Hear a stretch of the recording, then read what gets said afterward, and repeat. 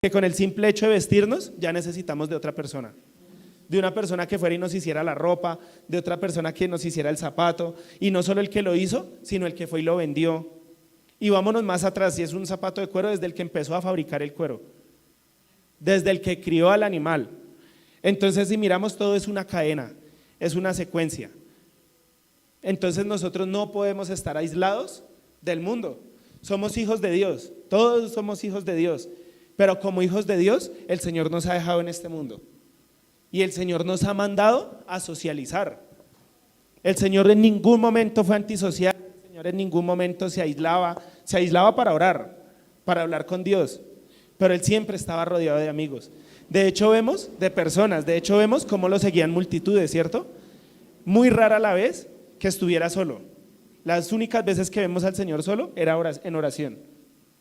Pero él, de resto, vemos en la palabra que Él andaba con Pedro, que era un gran amigo del Señor Jesucristo, andaba con Juan, andaba con Santiago, eran los amigos del Señor Jesucristo.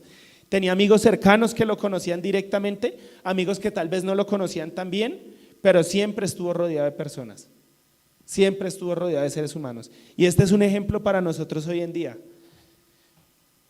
porque como hijos de Dios, a veces se ha creado el concepto de que yo tengo que alejarme. Allá está el pecado, entonces yo me alejo. Y eso no fue lo que el Señor Jesucristo nos enseñó. El Señor Jesucristo nunca, hay un solo pecado del que la Biblia nos enseña que debemos correr. ¿Sí saben cuál es? La fornicación. Es el único pecado que la Biblia nos dice que corramos. Es el único pecado, pero el resto no vemos al Señor Jesucristo corriéndole a ningún pecado. Tampoco se hacía partícipe del pecado, ¿no? Estamos en el mundo, estamos en el pecado, el Señor siendo glorioso, Él estaba en su gloria, allá no hay nada de pecado, y Él, ¿qué nos dice la Biblia? Que Él se despojó de esa gloria y se bajó, por decirlo de alguna manera, se inferiorizó al venir a la tierra, al venir al pecado, pero Él sabía que venía, era vencer al pecado, Él sabía que era redimirnos del pecado. Entonces Él no se aisló, sino al contrario, para limpiarnos a cada uno de nosotros. ¿Qué hizo? Se sumergió, se metió en el pecado, pero su esencia no se apagó. Los invito a vamos a primera de Juan, Juan 1:5.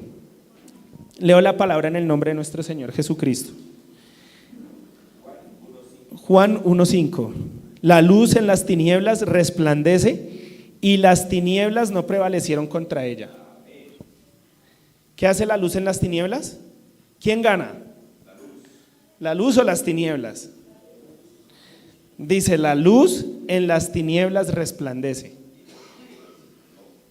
O sea que el que está siendo atacado es las tinieblas, no la luz. El atacante es la luz y las tinieblas es el que está siendo atacado. ¿Y quién ganó? La luz. En ningún momento vemos que dice que la luz le huyó a las tinieblas. De hecho, nosotros ¿cómo contrarrestamos la oscuridad? En la noche. A veces, ¿a quién se le ha ido la luz? En el barrio. A todos, ¿cierto? ¿Y qué pasa cuando se va la luz? Queda oscuro. ¿Y qué empezamos a hacer? A buscar primero a la pared que nos da miedo. Entonces ya socializamos y ahora sí empezamos a esperar que llegue la luz. O prendemos los celulares y contrarrestamos la oscuridad. En ningún momento salimos corriendo de la oscuridad. Contrarrestamos la oscuridad. Y eso es lo que el Señor nos mandó a hacer. El Señor no nos mandó a huirle al pecado. Somos embajadores de Cristo. Un embajador, ¿cuál es la función de un embajador? Representar a su país en otra nación. Nosotros, Colombia tiene embajadores en otras naciones. ¿Y ellos qué hacen? Hablan en voz de Colombia. Vemos, por ejemplo, que el embajador de Estados Unidos en Colombia a veces da mensajes de Estados Unidos. Y vale tanto la voz del embajador como la del presidente. Porque el embajador está hablando en voz del presidente. Y nosotros estamos hablando en voz de Dios. Somos embajadores, Él nos envió, el Señor Jesucristo decía, no te pido, Padre, que los quites del mundo. ¿Por qué pedía eso el Señor Jesucristo? Él pudo haberle dicho, nos vamos toda la iglesia y se iba con sus discípulos y se iba con todo el mundo. ¿Y qué hubiera pasado en ese momento? ¿Dónde estaríamos nosotros? Si Dios no hubiera embajadores en Cristo Jesús para predicarnos el Evangelio, ¿qué sería de mi vida hoy en día? ¿Qué sería de la vida de cada uno de nosotros? Si no hubieran habido embajadores que hubieran tomado su armadura, que hubieran tomado el poder, que hubieran entendido la gloria de Dios y hubieran ido a predicar el Evangelio, ¿qué sería de nosotros? Creo que estaríamos perdidos, ¿cierto? Estamos en un mundo donde Dios no nos manda a escondernos del mundo, ni del pecado, sino a estar inmersos en el mundo y en el pecado, pero sin mancharnos. El apóstol Pablo también lo hablaba. En 1 Corintios 9, versículos 19 y 23, decía el apóstol Pablo, guiado por el Espíritu Santo, por lo cual siendo libre de todos, me he hecho siervo de todos para ganar a mayor número. Me he hecho a los judíos como judío, para ganar a los judíos, a los que están sujetos a la ley, aunque yo no estoy sujeto a la ley, como sujeto a la ley, para ganar a los que están sujetos a la ley, a los que están sin ley, como si yo estuviera sin ley, no estando yo sin ley de Dios, sino bajo la ley de Cristo, para ganar a los que están sin ley. Me he hecho débil a los débiles para ganar a los débiles. A todos me he hecho de todo para que de todos modos salve a algunos. Y esto hago por causa del Evangelio, para hacerme copartícipe de él. ¿Qué decía el apóstol Pablo? Que él se mezclaba en las personas, él sabía su identidad, él sabía su esencia, y hay que tener claridad, hay que tener cuidado con esto que estoy diciendo. No van a malinterpretar, ¿no? El hermano dijo que yo me mezclo, entonces me vuelvo borracho, para ganarme a los borrachos. Yo no estoy diciendo eso. El apóstol Pablo se volvía sin ley, hacía parecerse a los hombres sin ley, pero en su corazón estaba la ley de Cristo. Y él sabía directamente a qué iba. O sea que debemos predicar el Evangelio con estrategia. Ahorita tocamos ese tema. Debemos ser estrategas para predicar el Evangelio. La palabra debe ser estratégica.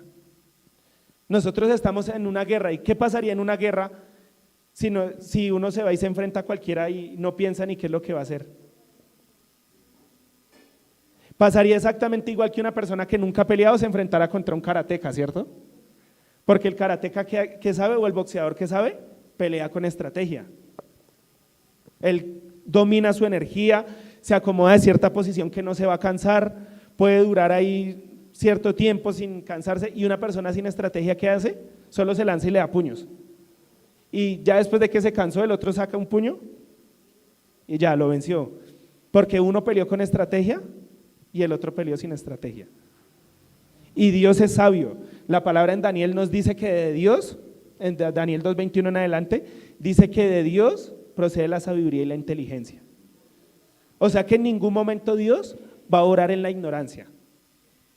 Dios es sabio, es prudente, es mesurado, es inteligente, es poderoso, es glorioso. Dios no necesita la ayuda del hombre, el hombre necesita la ayuda de Dios para predicar su palabra. El Señor Jesucristo le decía a sus discípulos, ir y predicar el Evangelio. Él los enviaba. Pero bueno, tocamos este tema más adelante porque empiezo a enredar el mensaje. Gloria a Dios. Entonces decimos que el ser humano, nosotros, estamos en el pecado, pero no estamos untados del pecado. ¿Quieren un ejemplo de eso? ¿Cuántos quieren un ejemplo? Bueno, gloria a Dios, y si no lo quieren también les toca ver el ejemplo. Porque ya lo traigo preparado. Necesito un hermano con buenos pulmones, grande y vigoroso. El hermano Giovanni. Adelante, hermano. No, usted tiene buenos pulmones. Grande y vigoroso, vea. Un hermano poderoso en Cristo Jesús. ¿Por qué se burlan del hermano? Eso es pecado. Hermano, necesito que infle esta bomba. Esa orquesta ya la usé yo.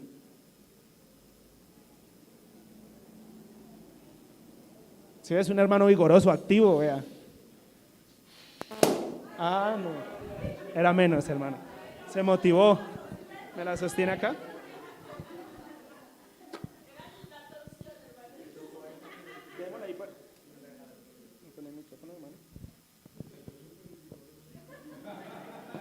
Es muy enérgico el hermano. Gloria a Dios. Por acá tengo algo. Ojo porque esta tiene agua, hermano. Entonces tenemos acá dos cristianos, ¿cierto? Y los dos van a ser probados, los dos van a estar en el fuego, uno pesa más que el otro, ¿sí ve? ¿Sí ve que este no lo puedo levantar hacia allá? ¿Y este sí? Ambos están llenos, vean, ambos conocen a Cristo. Pero entonces vamos a mirar qué pasa con este cristiano. Vamos a probarlo. La Biblia, ¿cómo dice que el Señor nos prueba? ¿Cómo nos prueba? Así es, entonces vamos a sacar candela. Vamos a probar a este cristiano a ver qué tan buen hijo de Dios es y qué tanto conoce al Señor. Entonces llega la palabra, no duró ni un segundo, ¿cierto? Ahora este cristiano sí es un cristiano que ora, que ha estudiado la palabra, que ha predicado la palabra, que ha visto el poder de Dios. Ese otro cristiano sabía que Cristo murió por él y ya, pero andaba inmerso en las cosas del mundo. Ahora este cristiano es un cristiano, vea, hasta suena, hasta está predicando desde acá. Y entonces, hermano, si se moja no me eche la culpa, es culpa del cristiano. Entonces ahora está siendo probado. Y ahí, hermanos, usted hasta qué horas tiene tiempo. ¿Nos quedamos hasta las 2 acá? Bueno, gloria a Dios, vamos a probar a este cristiano hasta las 2. ¿Que me canso de la mano? No, hermano, en algún momento se estalla. Ah, ¿que usted tiene más candela? Bueno, traiga otro briquet, hermano. Bueno, acá nos quedamos toda la tarde y se queda la predica ahí. ¿Qué pasó con este cristiano? Véalo. Quedó negrito, ¿sí ve? Pero ya está limpio. Ya está limpio, es un cristiano que realmente conoce a Dios, que realmente sabe. Gracias, hermano. Llévese al cristiano. Es un cristiano que realmente conoce la palabra de Dios. Es un cristiano que a pesar de la prueba, a pesar de que está metido en el pecado, sabe a quién pertenece, sabe a quién debe honrar, sabe a quién debe glorificar. Y la pregunta es, ¿cuál de esos dos cristianos somos nosotros? ¿El cristiano que le huye a la prueba? ¿El cristiano que cuando le ponen la candela de una vez explota? ¿El cristiano que cuando va por la calle y algo ocurre de una vez estalla? ¿El cristiano que llega a la casa y ve algo que no le gusta de una vez totea como la bomba? ¿O el cristiano mesurado? Que le pusimos el fuego y duró el fuego ahí, y ahí hubiéramos podido haber durado, hubiera estallado. Porque es un cristiano prudente. El Señor nos manda a nosotros a hacer amistades en el mundo.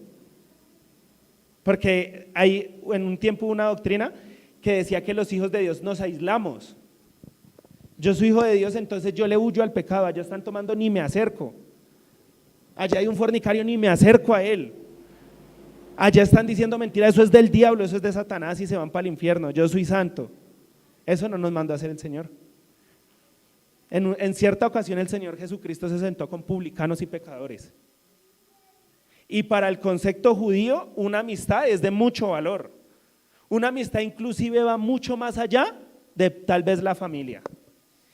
Y si no me creen, hermanos, vámonos a Proverbios 27:10. No dejes a tu amigo ni al amigo de tu padre, ni vayas a la casa de tu hermano en el día de tu aflicción. Mejor es el vecino cerca que el hermano lejos. Mejor es el vecino cerca que el hermano lejos. O sea que este pasaje en Proverbios 27:10. En este pasaje, el autor, el rey Salomón, ¿qué está diciendo? Que mejor es tener un amigo cerca que la familia lejos. O sea que un amigo es de mucho valor. Tener amigos es de mucho valor. Y ser amigo es de mucho valor para otra persona. Pero ¿qué estoy yo influenciando a mis amigos? ¿En cómo estoy usando yo más bien esa posición de amigo para influenciar a los que me rodean? ¿Será que estoy siendo la luz para ellos? ¿O será que estoy siendo oscuridad para ellos? ¿Será que estoy usando mis amistades en beneficio mío? ¿O será que yo me estoy dejando usar por Dios para influenciar a las amistades a Cristo? Porque como decía nuestro pastor, los pastores no se multiplican son las ovejas. Y una oveja sin amigos, ¿qué oveja se va a multiplicar? Si yo no tengo amigos, ¿a quién le predico? Si no hay personas que me conocieron siendo borracho y ahora cristiano, si no tuve amigos de borrachera y ahora me ven sirviéndole a Dios y puedo ganarme a esas personas a Cristo, ¿a quién más me puedo ganar yo? ¿Salir a la calle y hablar de Cristo? ¿Salir y contar mis testimonios? pero es que la Biblia, nosotros no debemos hacer doctrina de nuestros testimonios. La doctrina es la palabra y la doctrina se vive.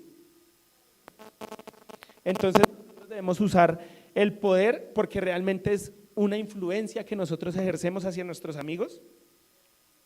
Debemos usar esa influencia para bien, para ganarlos a Cristo. No enseñarles que el evangelio es correrle a todo el pecado, no, enseñarles que Cristo más que una religión quiere una relación, que Cristo más que señalarnos quiere ser amigo nuestro, que el Señor Jesucristo más que llegar a sus vidas a juzgarlos y a señalarlos y a decirle usted es un borracho, usted no merece estar en el reino de los cielos, más que enseñarle que usted es un fornicario, que usted no merece ir a la iglesia porque usted es pecador, en cambio yo sí soy santo, lo que debemos enseñarle es que Dios ama al pecador, no ama al pecado, Dios no ama al pecado, aborrece el pecado, pero Dios ama al que cometió el pecado, y por el que cometió pecado entregó a su hijo en una cruz. Así que ¿qué más amor que este puede haber? Pero sí, y como la palabra dice que el amor de Dios ha sido derramado en nuestros corazones, ¿sí han leído ese pasaje? El amor de Dios está en mi corazón. O sea, ¿qué quiere decir que yo me conduelo cuando veo un habitante de calle? O sea, ¿qué quiere decir que yo me conduelo cuando una persona se le está acabando su hogar a un amigo? O sea, ¿qué quiere decir que yo me conduelo cuando un amigo viene y me busca un consejo y me dice, hermano, me está pasando, o como les digan, me está pasando tal cosa económica, yo me conduelo de él. En vez de alegrarme, en vez de gozarme y darle malos consejos, me alegro y ¿qué hago? Lo invito a que llegue a Cristo. Lo invito a que llegue a la congregación. Eso es un verdadero amigo.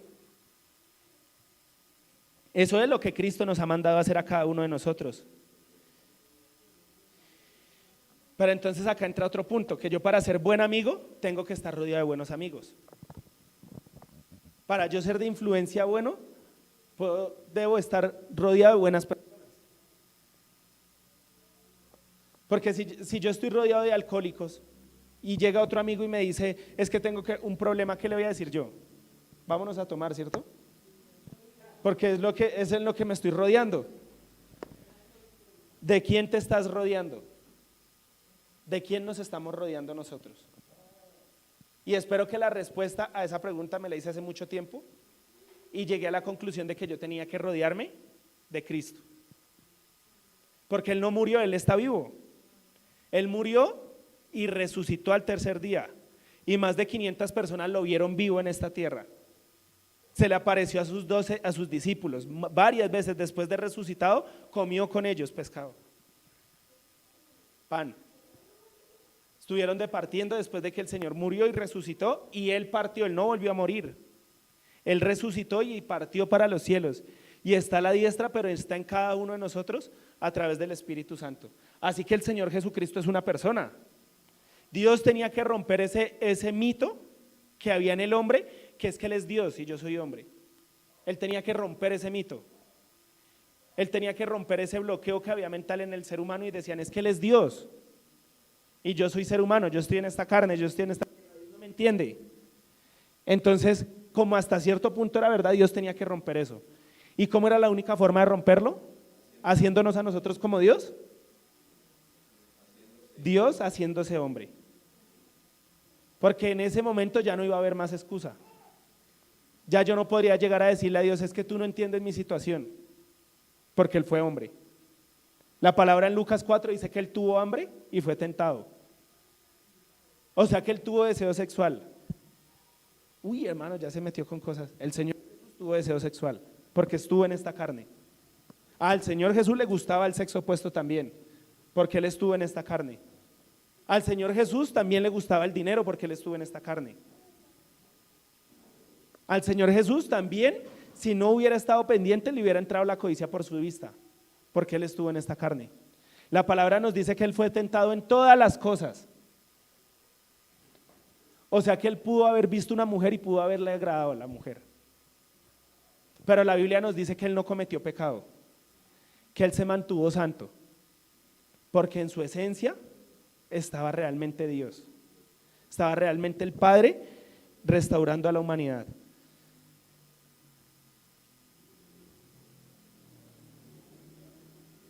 porque realmente el Señor estaba obrando en él. Bueno, traía acá el versículo y ya lo confundí. Porque Dios estaba con Cristo, no lo encontré, porque Dios estaba con Cristo reconciliando consigo al mundo, no tomándole en cuenta sus pecados a los hombres. Dios estaba en Cristo reconciliando consigo al mundo. En Dios estaba Cristo, como Cristo está en nosotros. Entonces, aunque fue tentado, venció la carne. Después vemos el apóstol Pablo que dice: oh muerte, ¿dónde está tu aguijón? Oh pecado, ¿dónde está tu aguijón? Él venció todo, el Señor Jesucristo venció todo. Se metió y lo venció en su propio juego. Dios no le cambió las reglas a Satanás, en su propio juego lo venció. Fue tanto el galardón que en 1 de Pedro 1:14 nos dice que todos quedaron anonadados, los ángeles quedaron anonadados. Cuando vieron que el Señor Jesucristo murió en la cruz, todo quedó anonadado.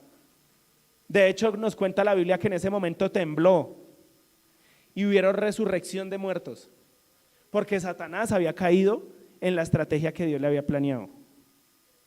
Nadie se lo esperaba. Hermano, si me ayuda con 1 de Pedro 1:14, nadie se esperaba eso. Nunca, ni un ángel, ni Satanás, ni nadie, me confirma, hermano, cuando está el versículo, ni Satanás. Bueno, entonces será más adelante, gloria a Dios.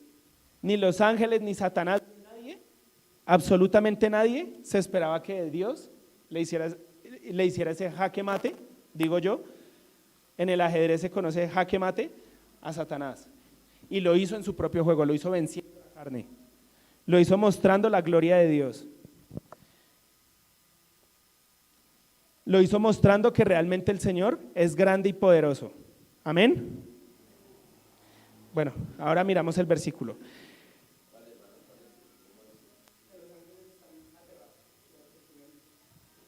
Está en 1 de Pedro. Entonces, ¿de quién nos estamos rodeando? Porque si nosotros nos vamos a la palabra, siempre Dios usó a dos. Nosotros vemos y siempre el Señor usaba a dos. Era una particularidad usar amigos. ¿A Moisés con quién lo usó? Con Aarón, ¿cierto? Y después, cuando Aarón ya se revelaba quién estaba con él, Josué, ¿cierto? A Elías, ¿con quién lo usaba? Con Eliseo, ¿cierto?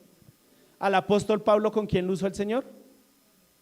Con Bernabé. ¿Se acuerdan que habla del primer viaje misionero? ¿El Señor Jesucristo a cuántos envió a predicar el evangelio? De dos en dos.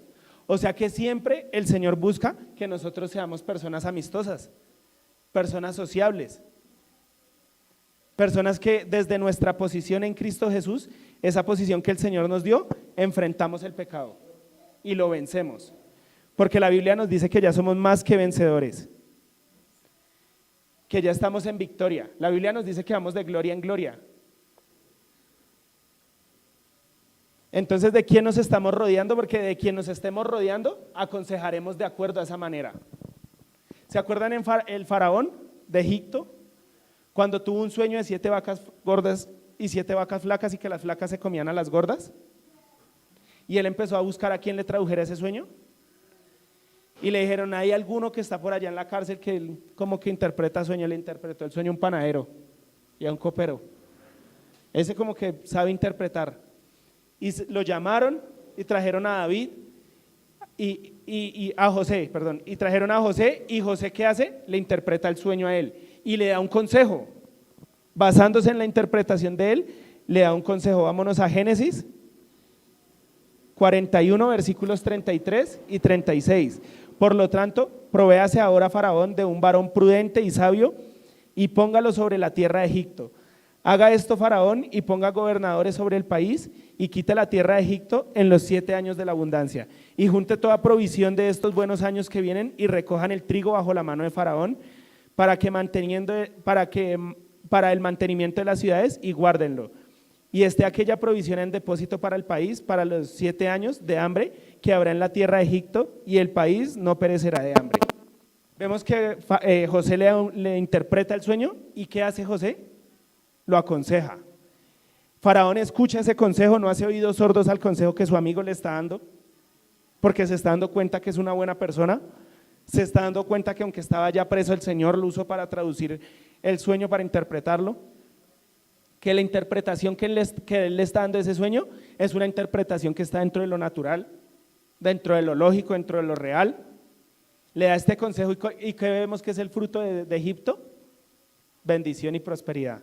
Mientras todas las otras naciones estaban pobres y estaban aguantando hambre, ¿qué estaba haciendo Egipto? Comía bien su pueblo y aparte ¿qué hacía? Comercializaba ese trigo. Vendía todo vendía eso y subió el precio. O sea, ¿qué quiere decir? Que se creció la economía de Egipto. ¿Por qué? ¿Por qué vino este fruto de Egipto? Por escuchar a un buen amigo. Pero ahora nos vamos más adelante en la historia, muchísimos años después. ¿Se acuerdan de Salomón? Que tuvo un hijo que se llamaba Roboam, que él iba a ser el heredero, el próximo rey en la cabeza de Israel. Y él llega allá y ya está en el trono y el pueblo de Israel le pregunta que cómo los va a gobernar.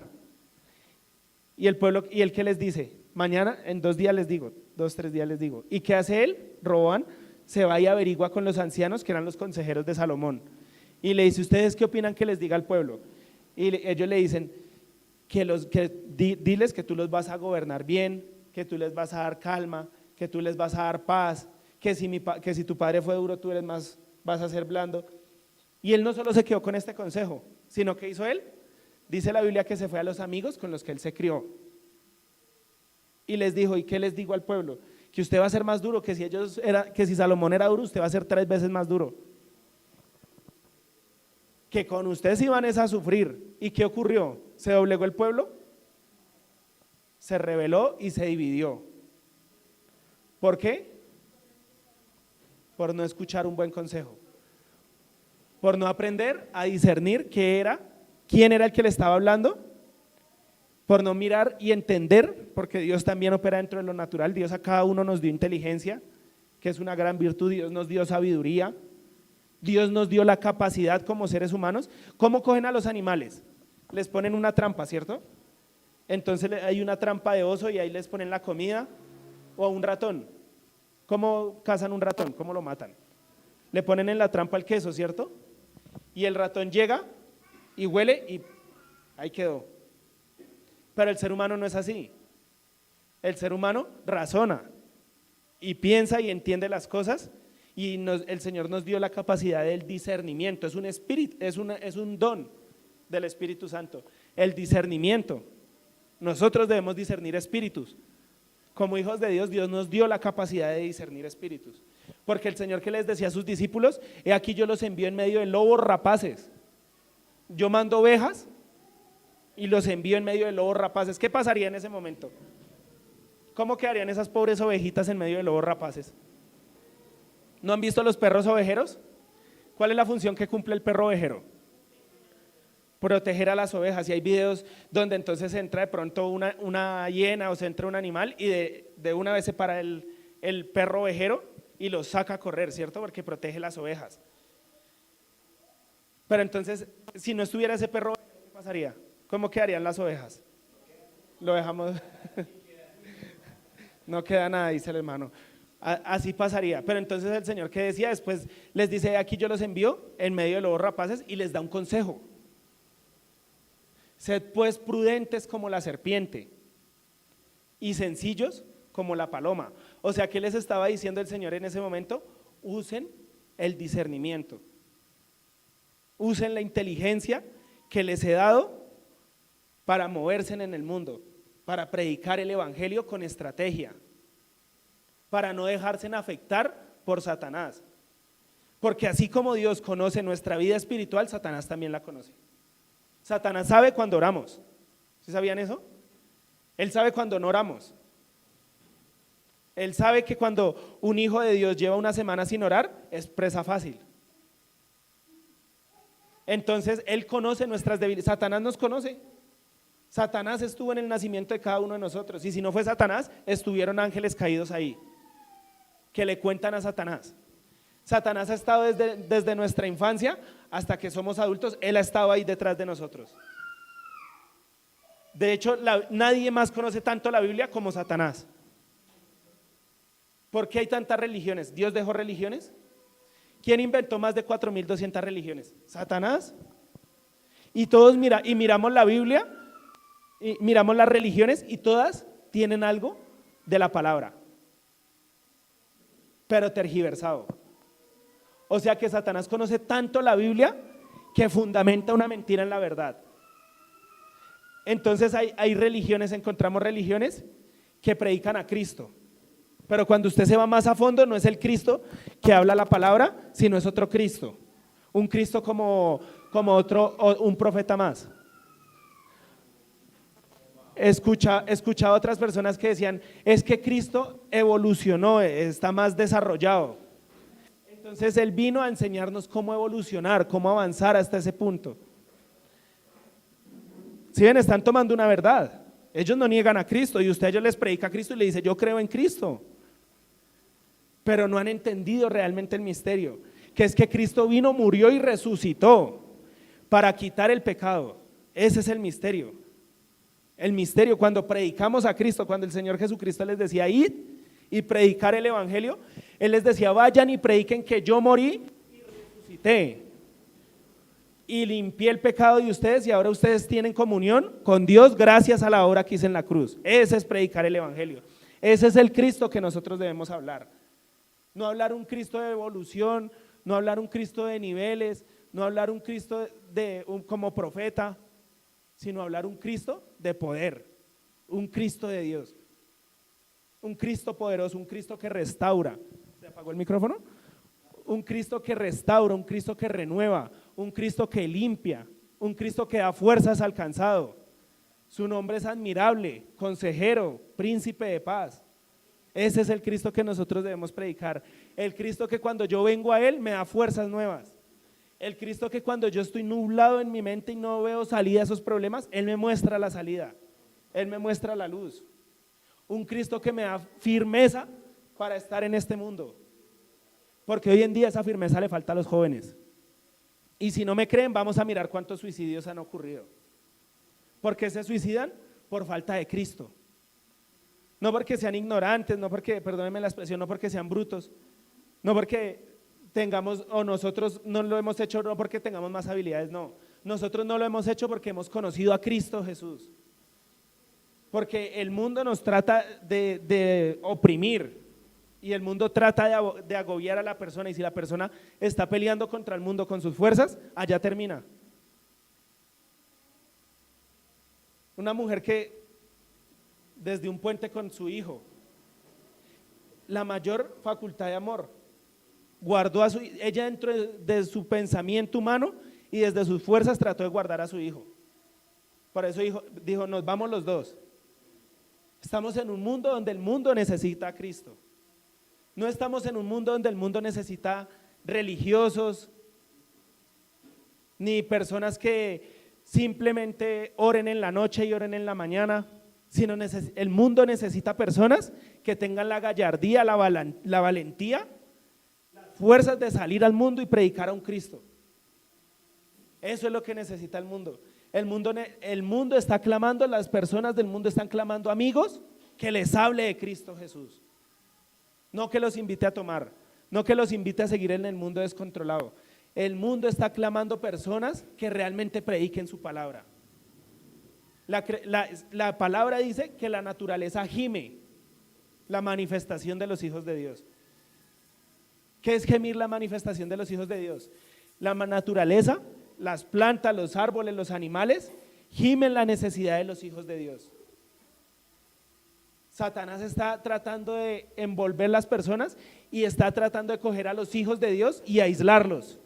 Decirle, como usted fue limpio, como nosotros somos limpios, nos aislamos del pecado. No, los hijos de Dios no nos aislamos del pecado, nos metemos en el pecado. Nos metemos allá y allá predicamos la palabra. Si el Señor nos permite, porque debemos ser guiados por Dios. La palabra dice que extendemos nuestras manos, que cuando éramos niños íbamos a donde queríamos, mas cuando ya somos grandes, extendemos nuestras manos y otro nos guiará donde nosotros no queremos ir. ¿Qué es eso? Que nosotros extendemos nuestras manos en oración, hablamos con Dios, Él nos mueve hacia donde Él desea ponernos y allá debemos predicar su palabra con autoridad. Allá debemos predicar su palabra con denuedo. Eso es lo que Cristo nos ha mandado a hacer. Eso es vivir a Cristo. Vivir a Cristo no es estar encerrado en cuatro paredes. Y no me refiero a la iglesia, me refiero a la casa también. Yo no, hermano, es que yo me la paso orando todo el día. ¿Y predica? Hace un tiempo hablábamos de la fe y las obras, ¿se acuerda? Que alguno dirá, tú tienes fe y yo tengo obras. Y yo te diré, muéstrame tu fe sin obras y yo te mostraré mi fe por las obras. Así que si yo oro, si yo clamo, si yo soy una persona de oración, lo demuestro al mundo. Porque soy un soldado del evangelio. Imagínense en el ejército que hubiera una guerra entre dos países y entonces el presidente de un país se le enfrenta al otro y le dice, y bueno, y vamos a agarrarnos, y manda a su ejército y todos, perdónenme la expresión, todos con miedo.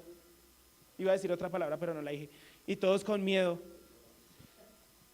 No, esa no. Y todos con miedo.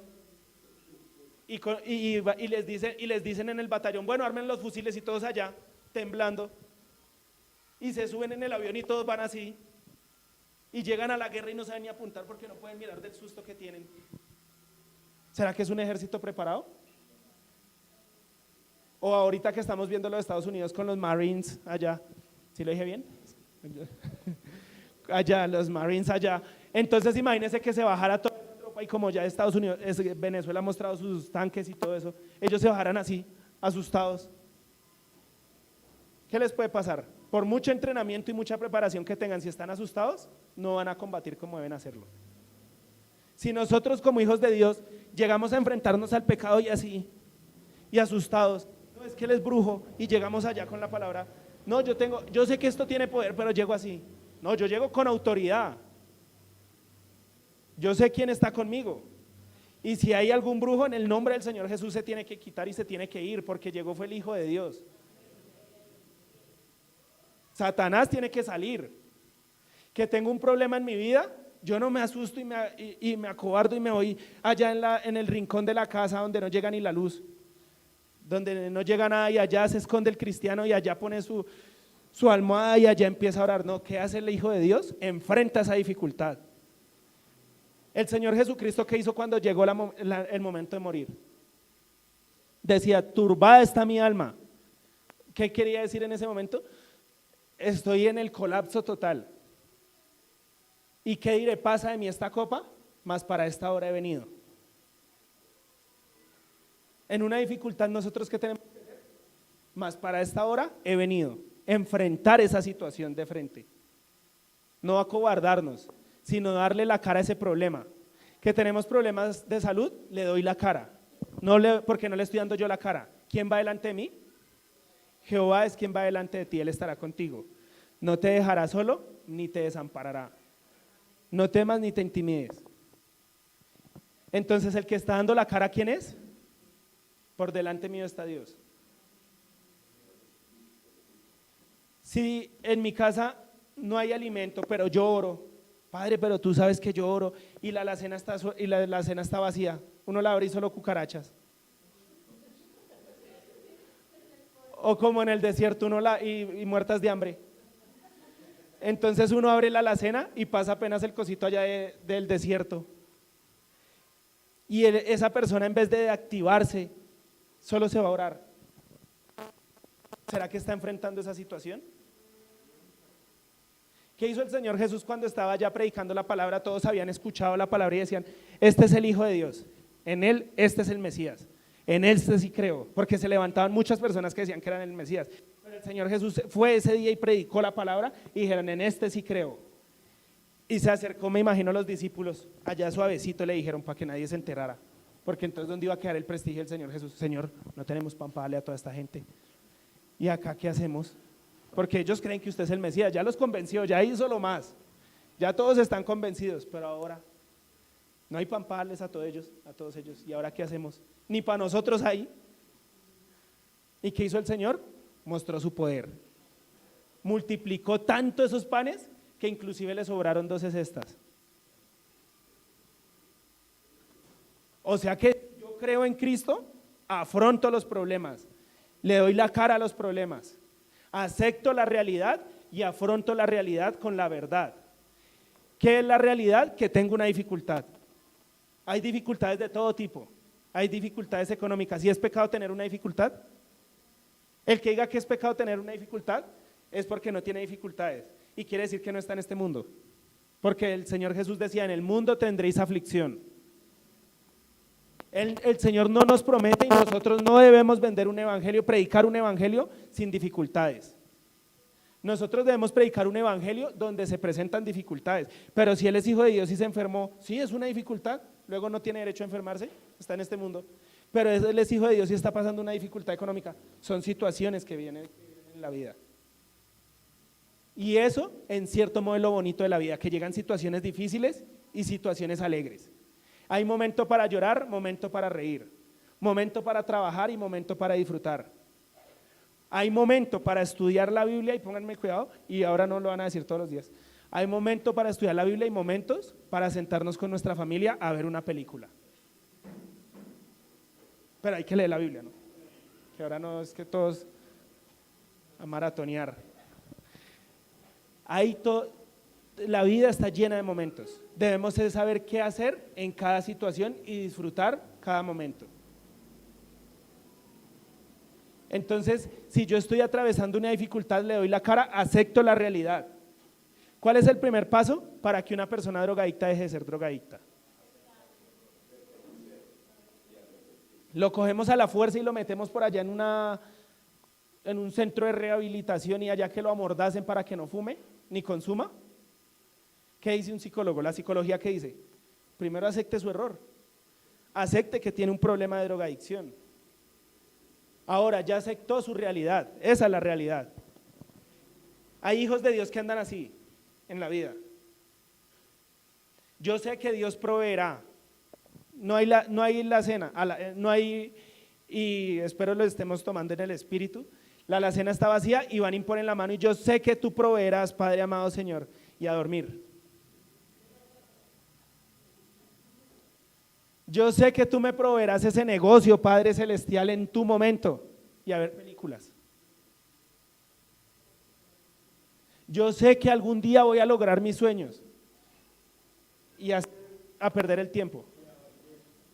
¿Será que Dios sí está orando ahí? ¿Será que eso sí se va a cumplir? Entonces, con el tiempo esa persona dice, Señor, ¿pero qué ocurrió? Si yo fui y le impuse la mano a la alacena y tú me dices que cualquiera que le dijera este monte, quítate y échate en el mar y no dudara en su corazón, sino que creyere que será hecho lo que diga le será hecho. Por tanto os digo que todo lo que digan en oración, cree que lo recibiréis y os vendrá. Yo oré, mis hijos oramos, todos nos paramos allá y cogimos esa alacena y hasta le dimos golpes para que se multiplicara, pero abro y no sale el arroz. No aparece el arroz. Amén. La palabra sin obras no sirve de nada, lo digo para que quede en la grabación, dice un hermano. Entonces, ¿de qué tipo de cristiano será ese? ¿Será que conoce a Dios? ¿Será que conoce al Dios de la palabra? ¿Será que conoce al Dios que le decía a Josué, esfuérzate y sé valiente? Y después le dice, esfuérzate y sé muy valiente, Josué, en 1:6 y en 1:5 en adelante. ¿Será que conoce a ese Dios que le decía, esfuérzate? ¿Será que conoce a ese Dios que amaba al apóstol Pablo, lo adoraba porque murió por él, pero permitió que lo latigaran y lo azotaran y estuviera en la catacumba y de todo? ¿Será que esa persona que coge la alacena a golpes y va y se ora y con sus fuerzas trata de hacer aparecer el arroz y luego va y se acuesta a dormir? ¿Será que esa persona conoce al Dios de la palabra? ¿Será que es amigo del Señor Jesucristo? El título de este mensaje que fue el que el Señor me dio es Jesús, tu amigo. ¿Cómo se llama el título? Jesús, tu amigo. ¿Y por qué Jesús tu amigo y no Jesús mi amigo? Porque cuando yo le digo a usted Jesús tu amigo, tú me estás diciendo Jesús tu amigo. Hasta en eso está el Señor obrando, fue el título que el Señor me dio. Entonces, ¿será que esa persona que va y coge la alacena y dice tú eres un Dios de milagros, un Dios de poder, ¿será que conoce al Dios de la Biblia? Conoce una parte de Dios, porque Dios es Dios de poder, no está mintiendo cuando está diciendo tú multiplicarás la alacena. Pero ¿se acuerdan en cierta ocasión cuando Moisés iba con el pueblo de Israel y venía todo Egipto detrás, todos los soldados egipcios atrás? Y él estaba orando y ¿qué le decía a Dios? ¿Qué haces orando? Avanza. Toma tu vara y avanza. Y avanzó. Moisés tocó el mar y se abrió. Pero si Moisés no lo toca. O sea que Dios nos apoya. Pero como decíamos al comienzo, es una relación bilateral. Ya nosotros alabamos a Dios, ahora Dios nos habla. Dios ya nos dio la palabra, Dios ya murió en la cruz, Dios ya nos dijo que seremos victoriosos, que seremos gloriosos, ahora me toca hacer mi parte. ¿Cuál es mi parte? Si hay un trabajo donde yo llevo un montón de tiempo y ya estoy aburrido y ya estoy cansado y realmente sé que Dios no me tiene solo para ese trabajo, hago mi parte. ¿Cuál es? Orar primeramente, pedirle al Señor que me dé sabiduría y cambio de trabajo.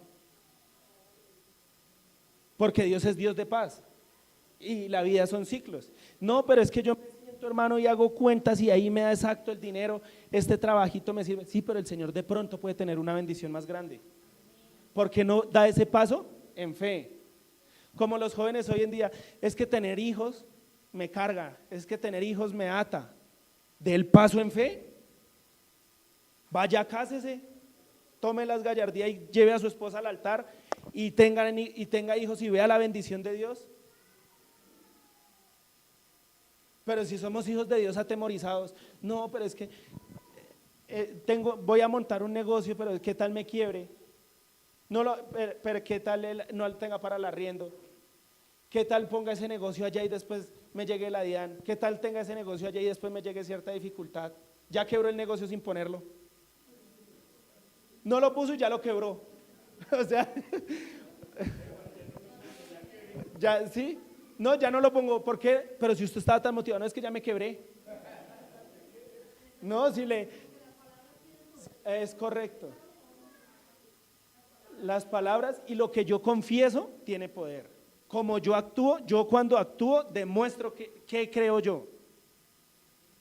Si yo creo en Jehová de los ejércitos, lo hago en fe y voy. Esther, ¿se acuerdan qué hizo?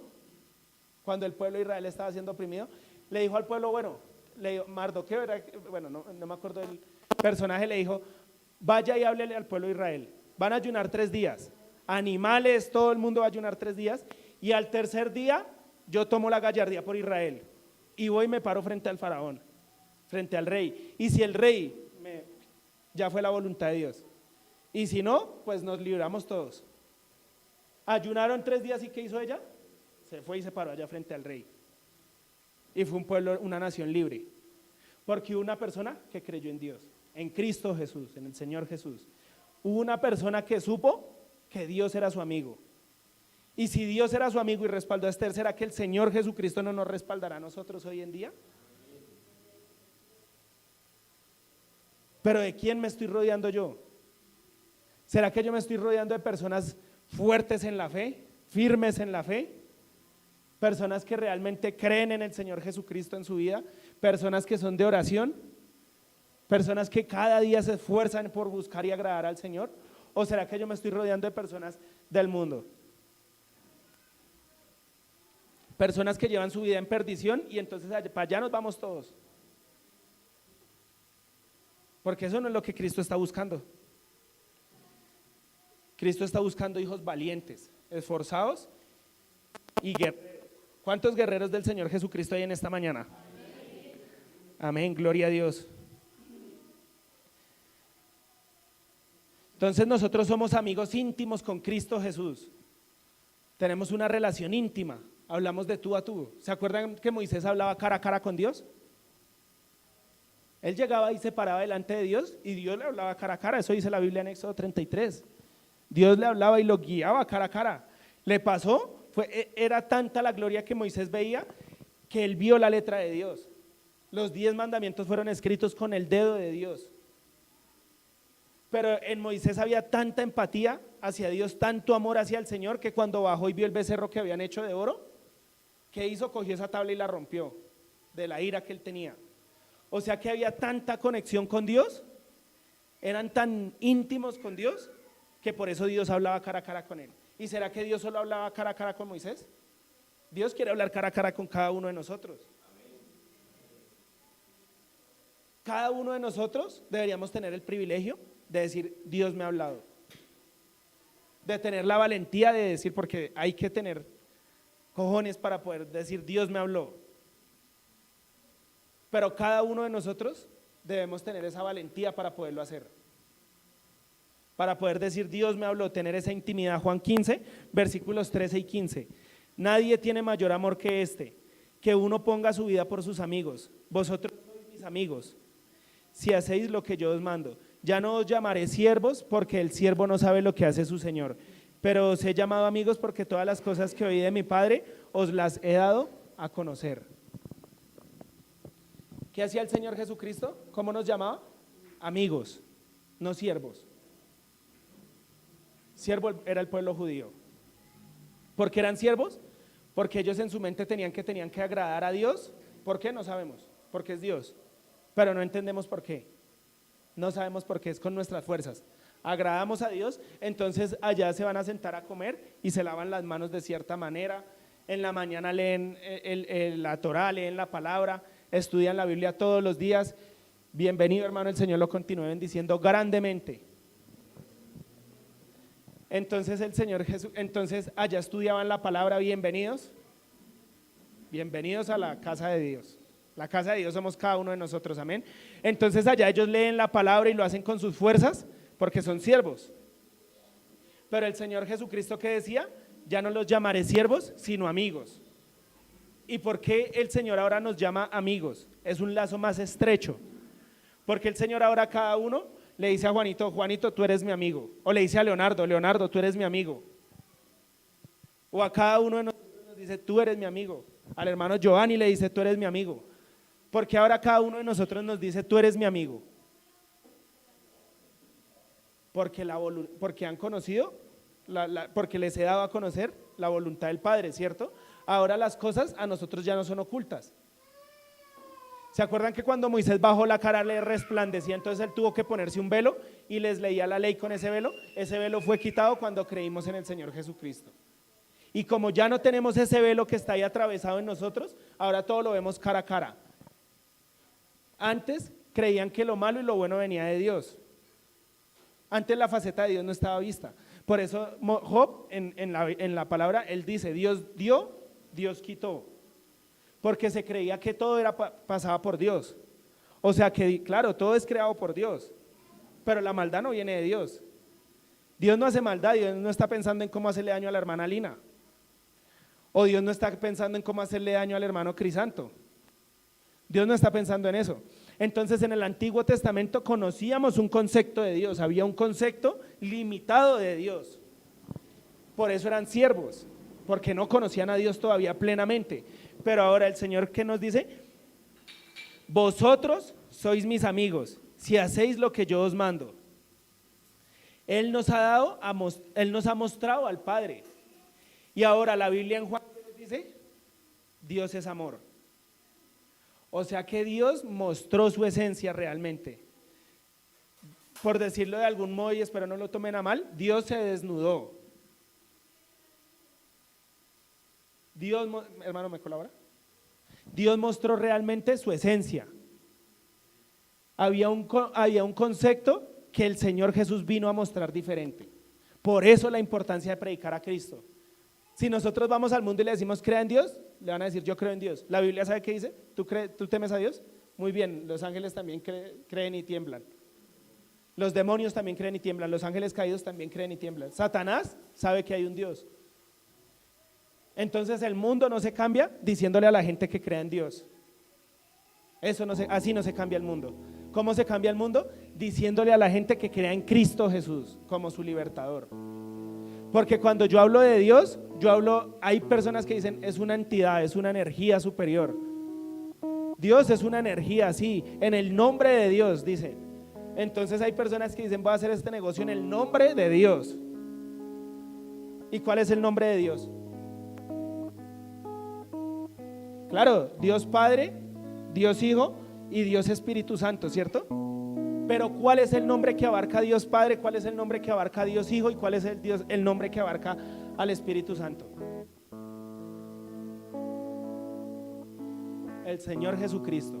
Entonces cuando yo voy y predico a Cristo, Cuando yo digo Dios, puedo hablar de energía, la persona puede creer energía, puede creer algo bueno, algo malo, algún juez juzgando, pero cuando yo hablo de Cristo, hablo de cruz.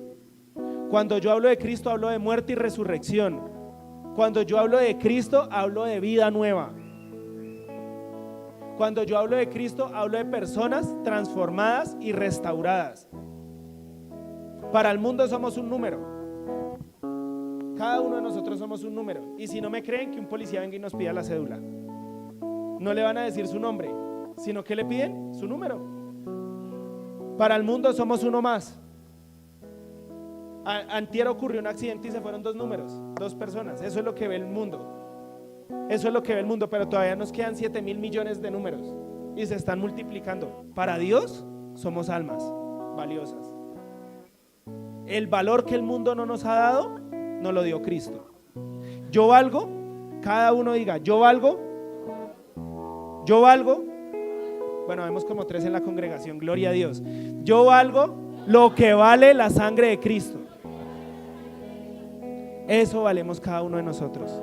El valor que yo tengo no es el valor que el mundo me da. El valor que yo tengo no es el valor que mi familia me da. El valor que yo tengo inclusive no es ni el valor que la persona que tengo al lado, que mi pareja me da. El valor que yo tengo es el valor que Cristo pagó por mí. Invaluable. Totalmente invaluable. Si juntáramos todo el dinero del mundo, toda la economía del mundo, a los mayores jeques del mundo, ¿podríamos resucitar una persona? ¿Sí ven que no tenemos valor? ¿Sí ven el valor tan tremendo que nosotros tenemos? Que con toda la plata del mundo no se puede resucitar una persona, pero con predicar a Cristo sí. Ese es el valor que nosotros tenemos. Eso es lo que cada uno de nosotros valemos. Ricos, pobres, pequeños, grandes, ancianos, jóvenes, todos se mueren y terminan en el mismo lugar. Pero nosotros sabemos que el Hijo de Dios nunca muere, trasciende. Se acaba su vida corporal. Dice el apóstol Pablo, nuestro cuerpo se va envejeciendo, pero nuestra alma día a día se va regenerando. O sea que cuando yo vivo un día más, quiere decir que soy un día más joven, no un día más anciano. O sea que quiere decir que una persona de 80 años es más joven que yo. Algo parecido al caso de Benjamin Button. Bueno, un añadimiento ahí. Entonces debemos predicar con astucia, debemos tener claridad. Y hay algo peculiar en Mateo 28:19 y Marcos 16:15. Ambos cuentan la gran comisión que el Señor Jesucristo les daba. Pero acá hay algo peculiar en los versículos, y es que en ambos versículos, en ambos pasajes, Marcos 15 y Mateo 28:19, comienza el versículo diciendo: por tanto, id. Por tanto, id. Acá lo busqué, bueno, en la TLA dice, Mateo dice: ustedes vayan y hagan mis discípulos, más discípulos. Ustedes vayan y hagan más discípulos. En Marcos dice el Señor, Jesús les dijo: vayan por todos los países del mundo. ¿Cómo empieza la gran comisión? Vayan. El Señor dijo: voy, vayan. Es algo que nosotros hacemos. Es una responsabilidad que el Señor nos delegó a la iglesia. Cuando cumplimos con esa responsabilidad, tenemos autoridad. Porque yo no puedo tener autoridad sin responsabilidad. El presidente tiene autoridad, ¿cierto? Pero es mayor la responsabilidad que él tiene. Porque un país completo creyó en él, confió en él, y fue a las urnas y le dio el voto a él. Entonces él tiene que responda o no, ya es otra cosa diferente y no vamos a tocar ese tema. Pero él tiene una responsabilidad con una nación. Él tiene la responsabilidad de ese país. Por tanto, esa responsabilidad le da autoridad. Pero ¿saben qué está ocurriendo con los hijos de Dios? Que queremos autoridad sin responsabilidad. Yo quiero echar fuera demonios. Yo quiero que se multiplique la alacena que golpeábamos. Yo quiero que el enfermo se levante. Yo quiero que se me sane de pronto un dolor en mi cuerpo. Yo quiero que tal vez mi familiar que está en las drogas deje de estar en las drogas. Yo prendo y en el nombre del Señor Jesús lo reclamo, pero estoy cumpliendo con mi responsabilidad.